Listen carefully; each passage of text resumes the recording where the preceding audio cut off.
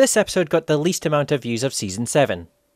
Well, I've been getting less views than ever, so let's achieve nothing together. This episode starts with Starlight Glimmer being summoned to the Royal Palace by the Cutie Map. What in Equestria could be going on there? You want me to come with you? No, I shouldn't. The map just called you for a reason. Yes, we must do as the map tells us, or all our lives are forfeit. Oh hey, I'm being summoned to our town. I'm gonna go Netflix and chill. Starlight soon arrives at Canterlot and meets the two princesses. So the map sent you to solve a friendship problem? Yes, Princess. Well, there's nothing wrong here, right, sister? No, everything's perfect as usual, sister. Oh, I see a man at the back. As a matter of fact, his eyes are as red as the sun. And the girl in the corner let no one ignore because she thinks she's the passionate one. After the credits, Starlight arrives in the room that she'll be staying in while at Canterlot, and finds Twilight there. How are you here? I'm not. I'm still home. It's an easy spell. I'll show you later. I could just see that spell going horribly wrong. I'm gonna pretend you're the New York Knicks.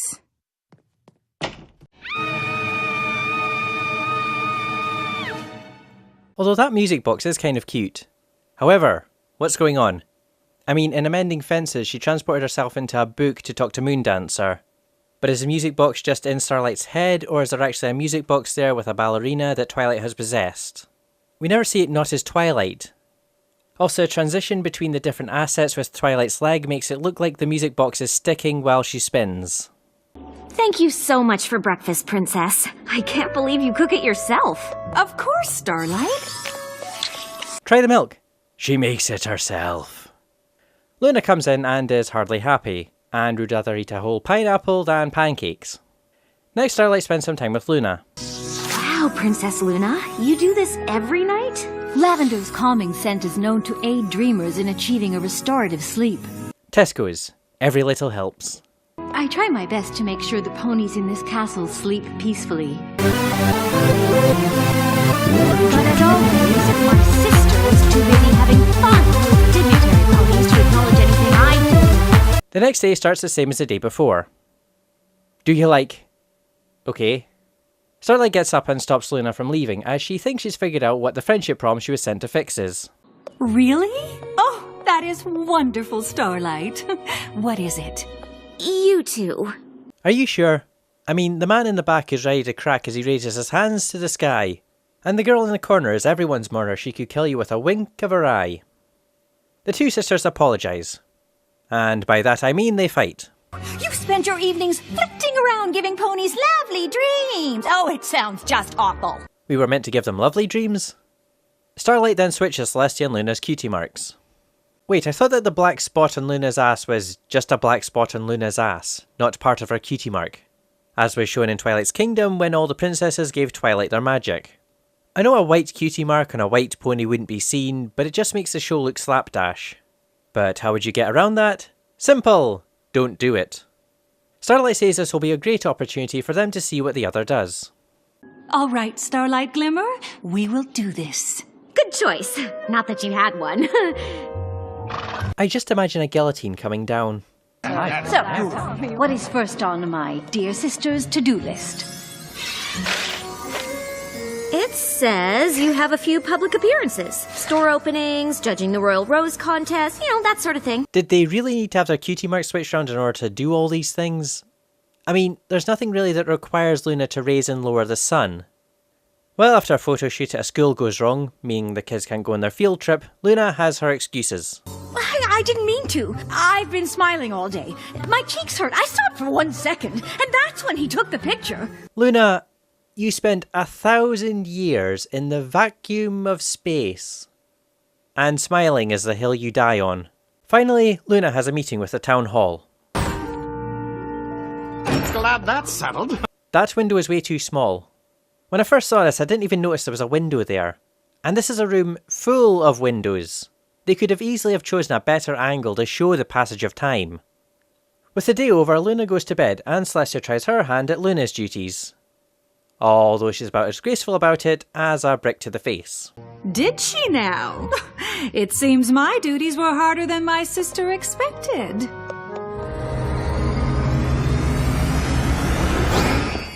Moon raised, It's even easier than raising the sun. In the pilot, didn't the book Twilight read say she raised the sun and the moon for 1,000 years? Wouldn't she know which was easier to raise and lower? The reason I bring this up is because this is an episode that references the pilot, but can't remember the basic stuff. It's why I said the cutie mark thing felt slapdash. Sure, many people won't remember that, but as someone who does pay attention to the lore, it brings me out of the experience. It's like the Enterprise bridge. The original was vibrant with lots of reds, blues, greens and yellows. Then in the J.J. Abrams Enterprise, the bridge looked like an Apple store with lens flares. It lacks the life and feel of the original, and it's clear that the person making the film didn't care. They had their vision and they were going to pursue it regardless of whether it fitted the universe or the character of the USS Enterprise. And in this they keep saying that Luna could turn back into Nightmare Moon, but they can't reference or seemingly remember what Celestia did for the 1,000 years she was banished to the moon. Anyway, with the moon raised, everyone in Equestria is asleep. Luna works alone. Oh, but it's nothing I can't handle. You're talking to yourself, Celestia. But there's no pony else to talk to. Yet, I can talk to ponies in their dreams. Isn't that really irresponsible? Mind you, this is Celestia. She enters the dream realm to see Pony's dreams, and she soon finds that Starlight Glimmer is having a nightmare. No! I'm Pancake! I'm here now. Tell me what's wrong. Going with my gut was the wrong call. I was supposed to bring you two closer together, but I've only driven you apart. I can't tell if they've added an effect to Starlight's voice for the dream realm, or if it's just my speakers. But it would be cool if they did that, because this isn't Starlight Glimmer, it's her psyche. So it would make sense that she would be a lot more honest and sound slightly different, if there is an effect. Starlight tells Celestia that if she can't fix Celestia and Luna's relationship, then Nightmare Moon will return. Just as Nightmare Moon arrives. I know how to handle Nightmare Moon. Yes, but can you handle me? Celestia looks like Brown Fox at the end of Billy the Fish. Oh dear me, Nightmare Moon has returned, and an evil Celestia has arrived as well. It's a sad day indeed for my little pony. If Luna can turn into Nightmare Moon, you can absolutely turn into me, Daybreaker. Sounds like she should come with a theme tune, like Daybreaker! Deep inside you know how powerful you are. You don't need Luna. Join the dark side. Daybreaker and Nightmare Moon start to fight. Alright, cat fight. And Celestia decides she needs Luna, so finds her dream. That smile's too wide. It's obviously not real. Whoa, that's freaky. I've seen a lot, but I haven't seen this before. Isn't this why you're not supposed to make it obvious you're incepting someone's dreams? Celestia and Luna admit to each other that the other's jobs isn't as easy as they thought. Although it makes me wonder if Starlight was there 1,000 years ago? In order to defeat Daybreaker, you need only to trust in your strength.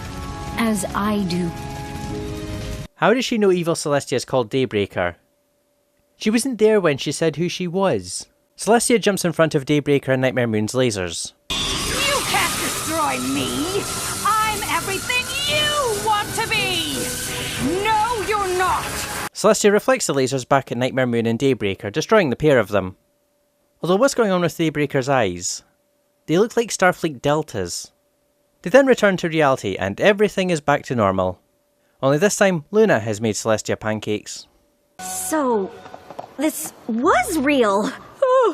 Or was it not real? And this just happened now and not in my dream? I'm so confused. And with her mental well-being ruined by Celestia, Starlight Glimmer was taken to a lunatic asylum where she spent the rest of her life. And that's a royal problem. I like bad episodes almost as much as I like good episodes, and this episode is like the Room of Friendship is Magic episodes.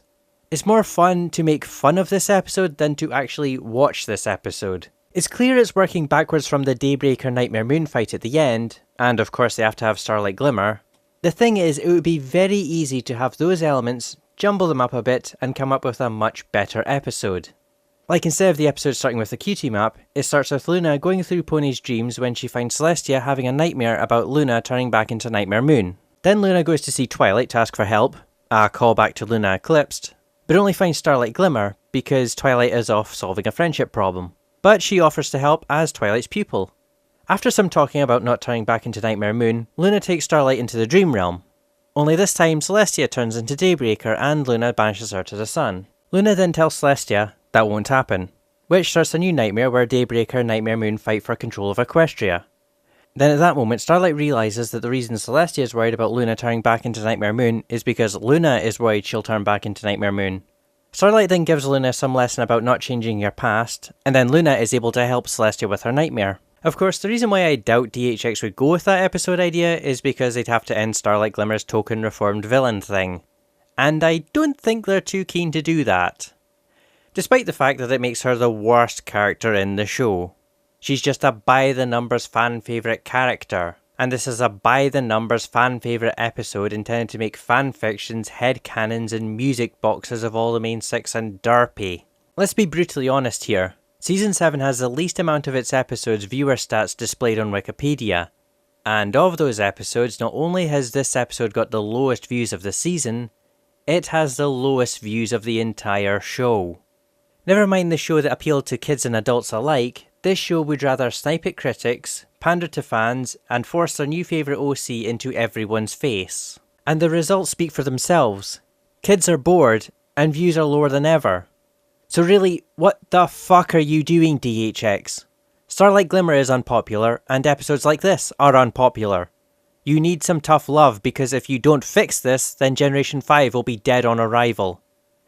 Like seriously, you watching this, don't think seasons 1 to 5, think seasons 6 and 7. Would you continue watching this show for another 10 to 12 years?